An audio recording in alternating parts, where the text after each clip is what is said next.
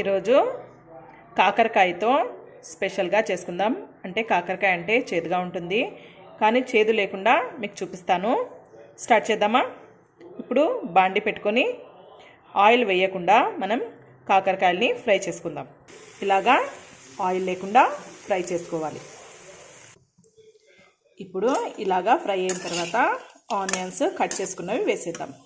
ఇందులో ఆనియన్స్ మీ ఇష్టం అండి, ఎక్కువ కావాలంటే వేసుకోవచ్చు. తర్వాత ఇలాగా కలిపేసేయాలి. ఎందుకు ఫస్ట్ వేయలేదంటే మనకి ఈ కాకరకాయలు కొద్దిగా ఫ్రై కావాలి కదా. రెండు ఒకటేసారి వేసామంటే ఇవి నల్లగా అయిపోతాయి, తొందరగా మాడిపోతాయి.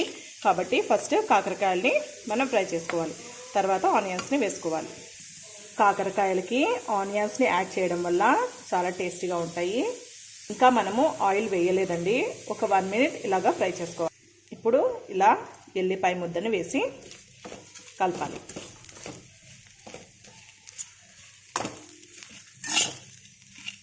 తర్వాత కొద్దిగా పసుపు వేద్దాం.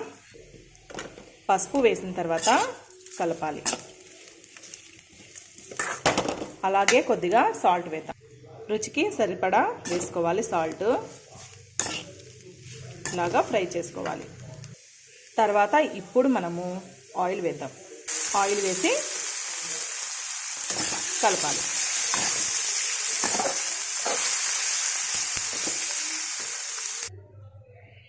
ఇప్పుడు మనం మిక్సీకి వేసుకుందాము. ఇందులో వచ్చేసి పప్పులు అన్నమాట, శనగపప్పులు. ఇవి వేసుకొని కొద్దిగా జీరా వేసుకొని మిక్సీకి వేద్దాం. ఇప్పుడు ఈ పప్పుల పొడి వేసుకున్నాం కదా మిక్సీకి, అది కారం వేసి కలుపుకోవాలి.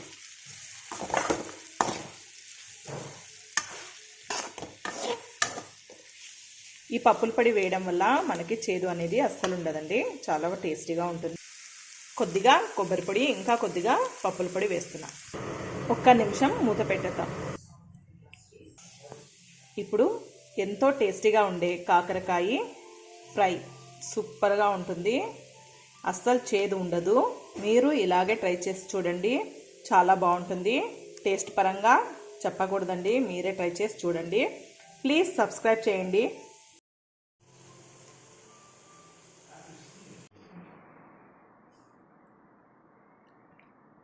ప్లీజ్ కమెంట్స్ పెట్టండి, సబ్స్క్రైబ్ చేయండి.